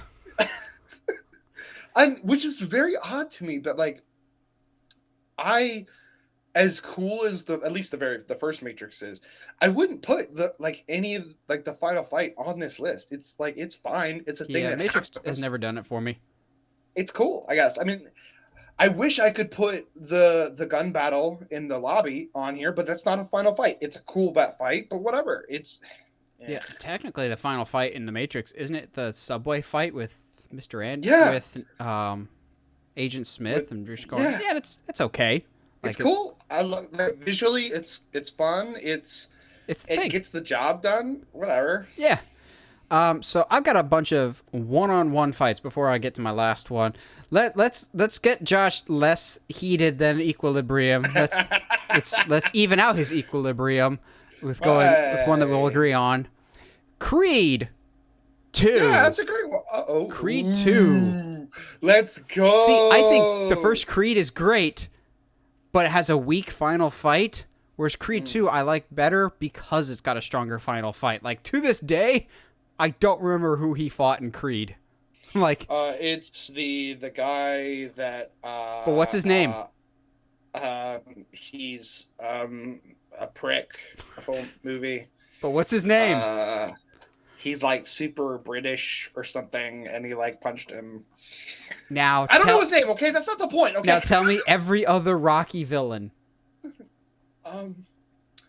Apollo Creed, Drago. Clubber Lang, Ivan Drago, Tommy the Machine Gun, Tommy Mason the Lion Dixon, the one in Creed, or. But like at the same time, and I kind of feel like he really wasn't big enough, I guess, to do. No, you know what? No, screw that. Yeah, Creed 2 is fantastic. Yeah, let's get back on the Creed 2 thing, because Creed 2 is awesome. Because the problem is with Creed, as much as we all loved it, I think the issue with the bad guy is we knew he's the guy that when you just won a title, you need at least a couple weak defenders before you get to your big budget guys. And I feel like all the audience kind of were waiting for the Creed Drago rematch. Like, that was kind of the thing. Even from the get-go of the first Creed movie was, oh, what if we do Creed versus Drago? Like, that was rumors even for the very first movie. So it felt like, okay, yeah, this villain's kind of a placeholder until we can get new Drago, which it's Ivan Drago. It's Victor Drago? Yeah, Victor Drago is his kid. Which, all the credit in the world to the actor that played Victor Drago and is now Razor Fist in Shang-Chi. I was expecting big physicality, but he brought a lot of emotion to the role, too, of feeling like a child that doesn't have the best of relationships with his father, or is clearly, this is the only thing he has because everything else in the world has abandoned him. But get to that final fight.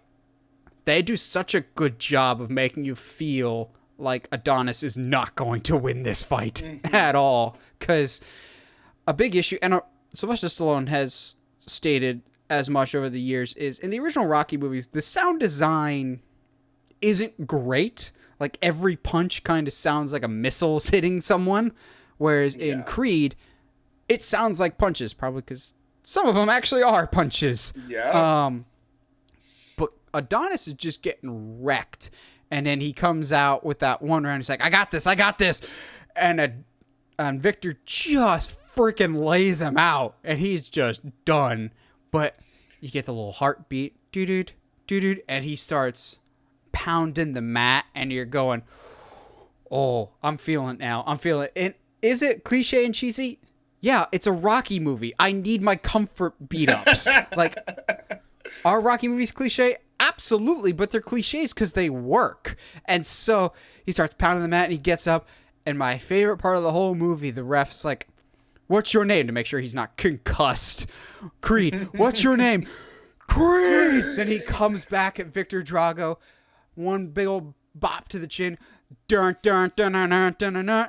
and they finally played the Rocky music, which hadn't been played up until that point yet. It hadn't been played in this one, and I don't think it had been played in the first Creed either. I don't think because it had it's going, we're gonna wait and pull the trigger on this music to make sure it actually means the most emotionally. And so I almost left out of my seat when Heather and I saw this in the theater of when they finally played the Rocky music, going, F yeah, let's go. From that point on, the momentum just shifts, and you're just going, oh, Victor, you've got no shot, to the point of like when he's just wailing on in the final round and Ivan reaches for the white towel. You can kind of see that you're coming going, oh, Drago's throwing in the towel. It's coming full circle. It rhymes like poetry. And you're just going, chill out. Oh, it's so cathartic. It's such a good final fight because the movie, you know he's going to win, but the movie does everything in its power to make you think that, okay, maybe not, type of thing. And then just Drago actually surrendering at the end, just a wonderful touch. I always lose it when at the end of the fight, Victor doesn't want to talk to anybody, but his dad like forces him to hug him. Like, okay, I've been a terrible father, but I think I understand now. They can start rebuilding the relationship. Yeah. There's a deleted scene though in Creed 2 that I'm genuinely mad isn't in the movie, and it's after the fight, Creed goes to see Victor, and he's more or less just like, we good? Yeah, we good. And he just leaves. And then Rocky's there in the doorway, and he sees Ivan, and Ivan kind of just gives him a little nod, like, okay, let's bury the hatchet type of thing. I'm like, why did you cut that? That's a really good scene. But Creed 2, the final fight in that is, that's the Rocky formula perfected. Absolutely. And I think it's amplified too because, like, God, he fights him in the first 20 minutes or something like that. Like, I was like, oh, we're already here. Like, oh, I wasn't expecting. And then gets they do the Rocky 3. They do the Rocky 3 method. Yeah, I was like, oh, okay, all right, dang. I guess, what do we do now? It's the culmination of that, and I think, are they doing a third one? Yes, with Jonathan Majors as the villain, remember? That's right. Michael B. Jordan's directing it. Yes, I am down. I don't care. I don't care what happens. Also, honorable mention to the final fight in Rocky Balboa, because I love when Mason Dixon just pops him a solid, and Rocky just drops to the floor, and he gets that internal monologue like, what are you always telling the kid? It ain't about how hard you hit. It's about how hard you can get hit. Get up. Get up. And he stands up, and I think Mason the Lion Dixon's reaction is still one of my favorite reaction shots in any movie, because Rocky gets up and slowly turns his head, and Mason just goes, oh, balls. Like, his eyes are just like, no. You don't think Rocky's going to win, and he doesn't. Watch the version where Rocky doesn't win. I think that's much more satisfying. Rocky does not need to beat Mason Dixon like the original Rocky. He doesn't win then. But all Rocky fights, even when they're not that great. Rocky fights are like pizza. Even when they're not that great, they're still good. Like, Rocky 3 is probably the weakest fight besides, Rocky 4, but Rocky 5 doesn't. Not Rocky 4. Rocky 4 is good. I was going to say, bro, Rocky what? 5. Rocky 5 is the worst fight, but Rocky 5 also doesn't exist. I choose to believe that Rocky Balboa wiped Rocky 5 from canon and isn't a thing anymore, so yeah. I'm okay with that. Yeah. I'm okay with that. All right, so I'm going to bring the table I reduced myself to one foreign kung fu style movie, which is very hard. Is it the one? Sir, that is not a foreign. That is an American developed film. I don't know. It's the kitchen fight from Raid 2. Oh. There is not a lot of choreography that is better than that. By the time they takes place in a completely white kitchen, and by the end of it, you can visually see there is a fight that's happened here, because there's blood everywhere. And just seeing two guys who were definitely equally matched skill wise, just completely gloves are off, let's go. It's so good. And There's a lot of stuff in the raid 2 that, I mean, they try to put a story in to kind of like give you reasons to go from fight to fight. There's a hallway scene with a guy that like wields only hammers, like from the hardware store, and it's terrifying. It's just the kitchen fight from Raid 2 is fantastic. It's hard to describe without somebody having seen it. But like I've reduced myself. It was very hard to pick only just one. But like, cause like Unbach 2 should be in there. Like, there's so much. Drunken Master 2. Gosh, so good. Oh my goodness. So, let's go with something very, very different that we talked about. Was it last week? Spider-Man versus the Green Goblin in the first Spider-Man movie. Is that one of yours too? Yeah, I love it. This one is like the only thing about that movie that I like. This is one of those like actually kind of uncomfortable to watch fights. Yes. Because like it's very, very brutal and very one-sided. And Goblin absolutely should have killed Peter if he wasn't, just an idiot. But having no score doesn't help make it any less brutal. The fights, just seeing like, also for some reason in movies, like when a character gets quote unquote beat up, like they'll have marks like around their cheeks or around their eyes so that the actor still stays good looking. Nah, we're going to throw that out with Toby. We're going to have him like bleeding from the mouth a little bit. We're going to have him like all kinds of busted up. We don't care if he looks good anyway. He already kind of looks like an awkward child.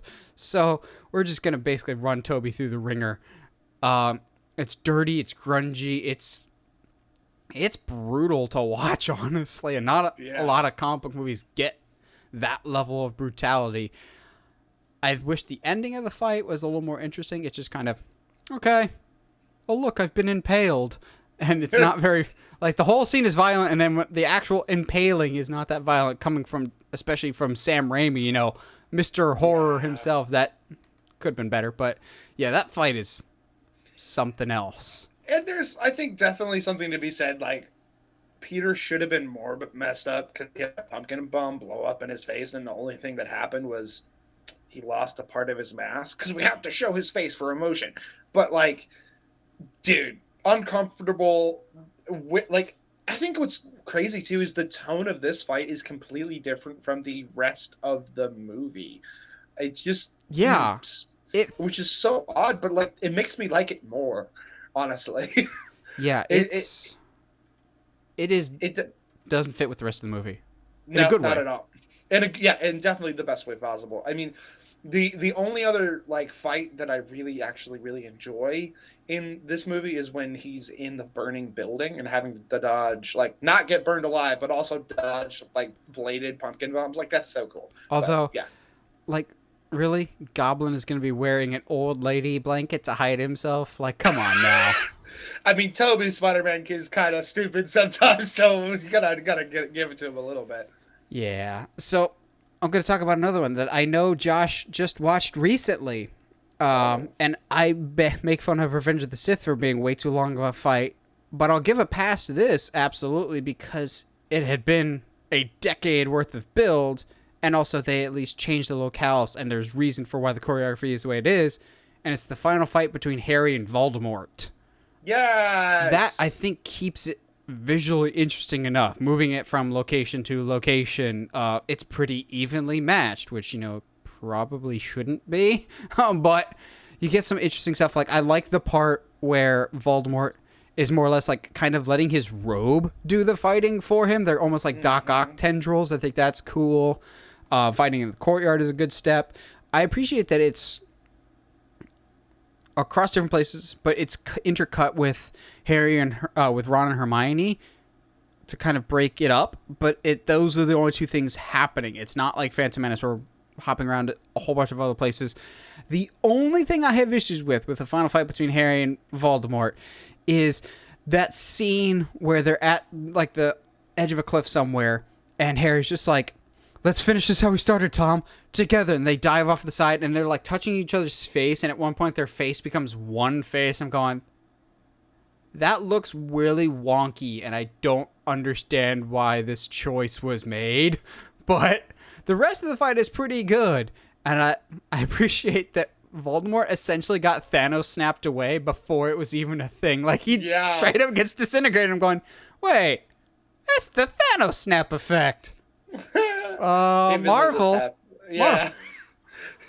It's cool, and I like it's, you have the Neville moment in there. Neville, the actual hero. Stinking cool. Replace everything in Harry Potter, take Ron out, and put Neville in instead.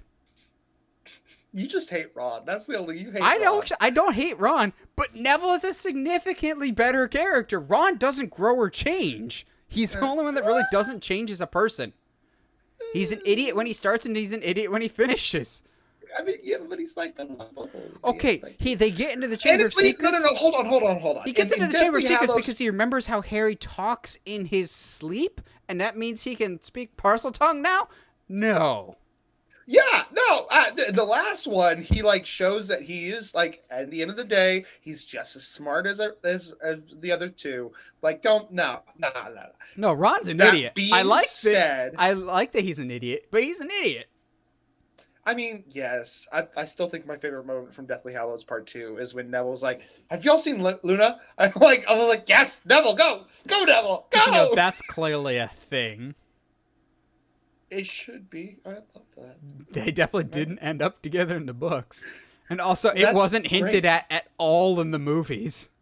Well, you wouldn't. Up until the final movie, they're just like, oh, hey, we shared scenes together. And movies like to pair couples off. Want to be together? Does it mean more screen time? A little bit. Sure. You know what? I hate you. This is not fun. I don't like this anymore. Sucks when Speaking I'm right. of something that was fun, here we go. Transition, segues. The Ant-Man final fight is easily one of the most final fights in all of Marvel. Okay. I refuse to acknowledge the dance fight at the end of Guardians of the Galaxy. It is the one moment everyone's like, ha, get it, Peter Quill's funny, ha. No, it makes Peter Quill shows that he's an idiot. He is an idiot. But to be fair, without Quill, we don't have Endgame. I understand, but that's not okay. We wouldn't need Endgame if we didn't have Peter Quill. Anyway, but Ant-Man is. I mean, come on, a giant throwing the amount of comedy that they interweave with this very, very intense fight is.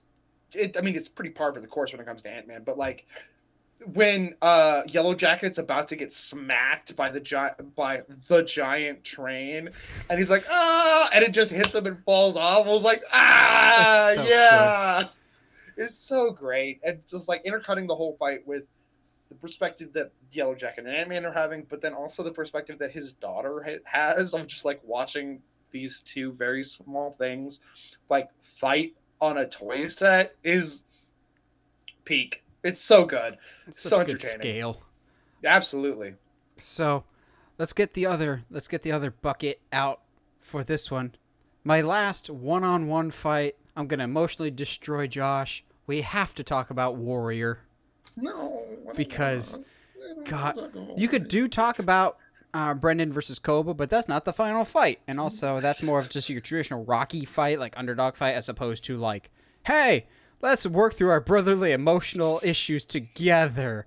So, family trauma. For those that don't know, and if you're listening to this podcast, I'm assuming you know because we talk about it probably once every couple months. Warrior is two brothers that end up in very, very brief terms, two brothers that end up in the finals of a UFC tournament together and have to fight each other, except they're not on good terms. I love how the fight evolves over time. The first round is just Tommy wrecking Brendan like every other fight that he's been in. When he just... Honorable mention to when he levels Mad Dog Grimes with the clothesline and then basically just kills him with two punches and then walks out of the cage. You do that in real world, they lock you up and throw away the key. So Tommy's just wrecking Brendan, and they're sitting in the corner. It's yeah, we knew that he was going to do that. He knew he was going to do that. So remember, go for this, and the second round, Brendan pops Tommy's shoulder out. Still to this day, the best and the worst sound design I've ever heard, because it just sounds like it's actually happening. And then worse yet, Tommy comes out of the corner, tears in his eyes probably from the pain, like he's going into shock. But what appears to be, you can almost like see the arm out almost. You're going, huh? Nope. And he's just fighting one-handed basically. And Tommy's just like, no, what I'm not going to fight you one-handed. And then it gets the emotion of, okay, violence is the only way you can communicate. I'll beat the crap out of you if it gets through to your thick skull. And it's basically just two brothers wailing on each other while working through their issues of like, where were you? Why'd you leave to go with mom when I stayed with dad? I thought if I stayed with dad, I could finally get his love and attention. But no, he still preferred you, type of thing. And they're just wailing on each other. And then Brendan hesitates. He does the little juke, roundhouse kicks to the face, puts Tommy in, is it a triangle? Yeah. He gets him in a triangle, more or less. He's about to pop his other shoulder out. He's like, tap, Tommy, tap. I love you. And then it's just, the catharsis that comes through it. It's such a good fight, but not even just the emotional complexity of it. The fight itself is real good. You want to see Tom Hardy powerbomb someone repeatedly that it becomes a little uncomfortable, but not like overdone. Like the fights in all of Warrior feel very real. And like, okay, whoever your consultant was not paid enough, because there's a level of authenticity to Warrior of the submissions, the attacks. It feels very calculated and purposeful in how it works. Like, I appreciate that Brendan never wins any of his matches via knockout. All of them are submission because he's not strong enough, or he's not. It's not his game. Yeah, it's not his thing. He's not as good at it. Whereas Tommy is a beast. All of his wins are knockouts, which, fun fact, that's because Tom Hardy had no mixed martial arts experience, so they had to Goldberg him of basically teaching the bare minimum, which includes knockouts, which is why all of his fights are super, super short. Whereas Joel Edgerton actually did have MMA experience, which is why he was allowed to have the long fights. It works for the story, but also he had more experience and could actually pull off the stuff. Granted, there were stunt people, but the Warrior final fight will always get to me. It's so well done. So well done. But it's always interesting to me too that Tommy is a character. They kind of set him up as this ultimate wrestler kind of guy with the record that he had as a kid, and then he just punches people out the whole movie. That's all he does, and to that extent, I really appreciate it. Yeah, it's a great, like, one of the best fights. Still gets me to this day. When Brendan hits him with the I love you, like, heart-wrenching, like, fantastic. The music in that scene. Ooh. The Nationals About Today is still so good. I think, didn't you accidentally play it in the car on the way to to Orlando or to go eat or something like that? Probably. And both of us were like, oh. No, that's still in my music rotation to this day. Absolutely. So I got one more. You got one more? Or you got two more? I got two more. I'm gonna do one that you will not see coming from me, and then one that kind of makes sense. Both Marvel. No matter my opinion about Civil War, that final bit where it's Tony versus Cap and Bucky is just so good.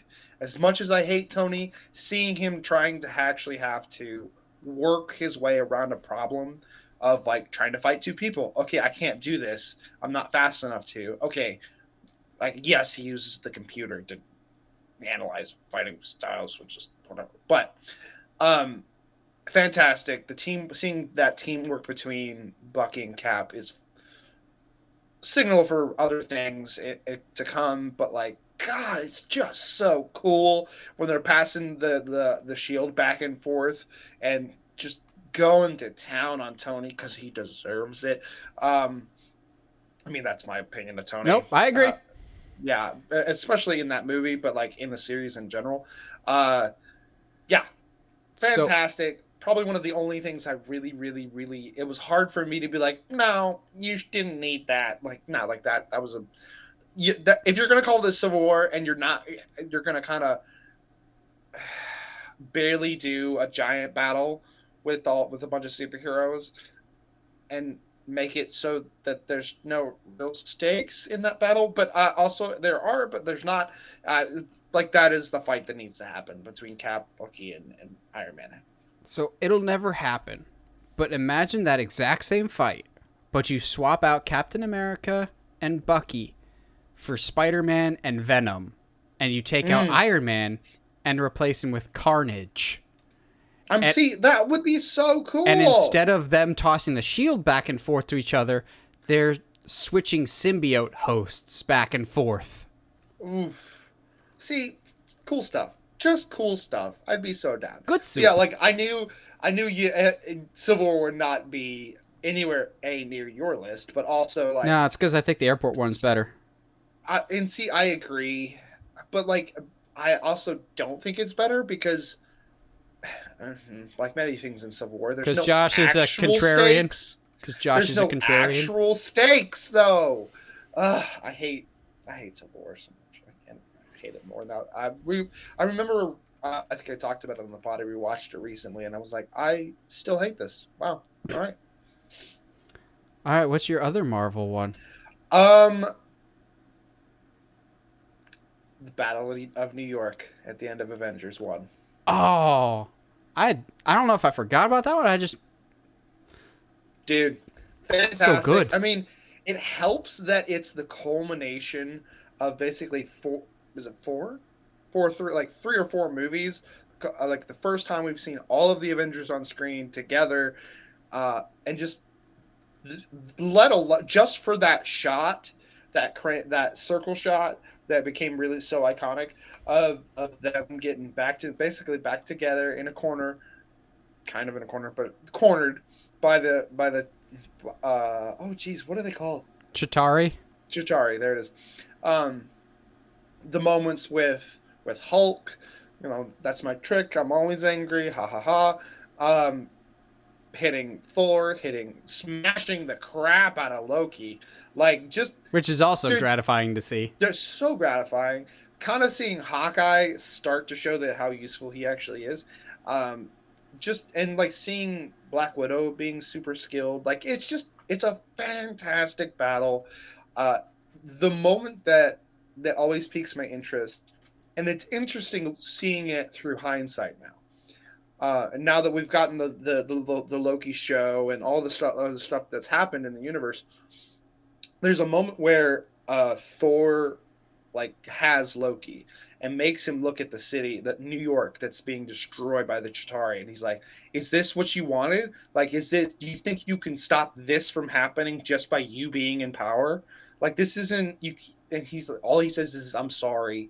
This isn't there's nothing I can do. It's out of my hands," basically. So I love it. First, the Avengers in general is a movie that holds up very well still to this day, and I think only gets better with time.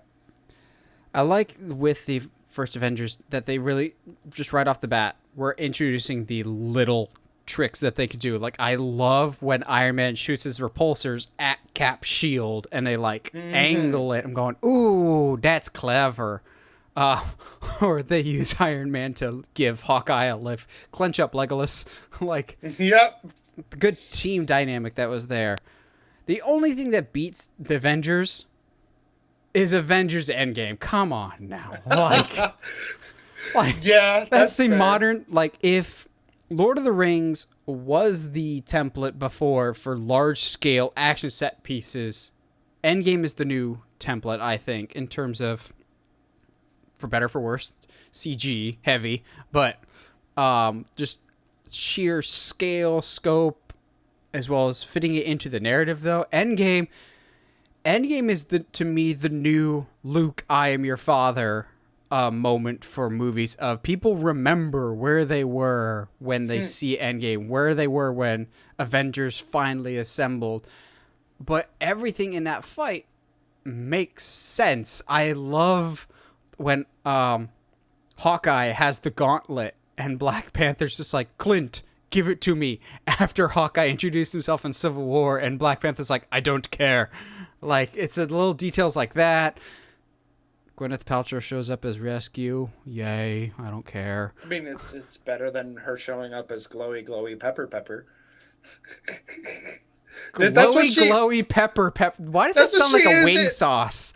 All that with the glowy pepper. Like, I think that's what she is in Iron Man 3. She's just like, you're not wrong.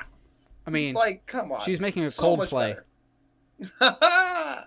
Although I will say, I have one criticism about when everyone's coming into action and it looks cool. You get that side profile, everyone running the camera.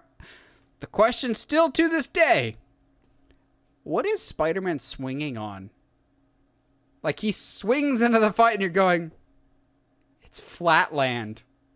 What is he held on to? Like, I don't get it. But they have good continuity with Spider-Man tripping up the one guy and then Ant-Man stepping on him. It's a Civil War callback, and you get the nice little hug before Tony dies, and we all celebrate. You get the nice Doctor Strange stuff. Oh, damn. Because, you know, he's making a dam that was totally preventable. And then, I don't know about you, but it was kind of funny when we saw Endgame the first time. The energy in my theater kind of went out a little bit when Captain Marvel showed up. Like, everyone's doing their thing, and then she comes to destroy the ship. We're like, oh, that's cool. And then she starts fighting Thanos, and everyone just kind of loses interest pretty quick. Yeah, and then Thanos just hits her with the gauntlet, and everyone's like, yeah! There we go. That's a little mean, but it's kind of true. For a moment there, it looks like she's just going to come out after all this work and all this pain, all this, you know, planning, everything. And she's just going to come in and boink him, and that's it. And it was like, don't do that. Don't do that. Like, she just Super Cena'd, basically. Yeah, I was like, get out of it. Don't, no. Ugh. But, yeah. And then they have the great, look, we have all these female superheroes moment. Yeah, which is cool. But all of them just happened to be by each other in that moment. Like, it felt so fan servicey of like, hey, look, we do have female superheroes. Ha ha ha! See, and look, they're all working together. Ha ha ha! Like, it's hard to be like, no, they didn't need that moment because it's a great moment. Don't get me wrong, it's a fantastic moment in that whole sequence, but it does kind of feel very much like, see. We have all of these different kinds of heroes. See, which is ironic that like literally 45 minutes ago you killed off one of your first female heroes, and then completely botched her movie, and then dude, but whatever. The Endgame fight, fantastic stuff. So you're just gonna remember that for the rest of your life, and that's essentially just what you want from a final fight. It's a good, I don't know, end to the story for that first 10 years of Marvel, which is just crazy to think. 10 plus years, 11 years when that came out. And I'll say, I don't know where Marvel goes from here, but it's going to be hard to get back to that level of excitement. I know it's going to take time, but it makes me curious. Like, okay, you have Endgame.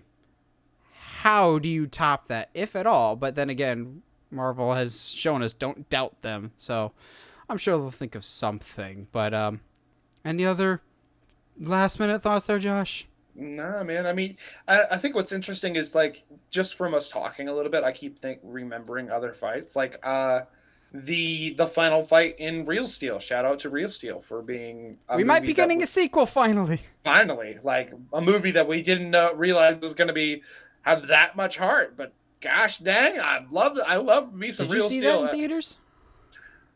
I might have actually. I did. I know I did because my dad and I saw it with low expectations. We're like, that was good. Like, oh, this is gonna be absolute garbage, but it ends up being like one of the best. Honestly, to me, one of the best fight movies out there. Yeah, I've learned to stop doubting Sean Levy a very long time ago. Like, I love Real Steel. Free Guy was surprisingly good. Night at the Museum doesn't get talked about enough. I just enjoy Sean Levy. But what are your favorite movie fights? It could be either one-on-one, they could be huge epic fights like Endgame was. Let us know in the comments below. We always like hearing from you guys. And as always, if you like what you see and want to see more, you have two options now. You can either watch us on the YouTube channel, or you can watch the full podcast on Spotify. We now have video podcasts on Spotify too. That's a new feature they just rolled out. So if you want to check us out on Spotify that way, you can absolutely do that. Or you can listen to us on Spotify, iTunes, Google Podcast, or again on YouTube. And as always, stay sharp with you guys and gals.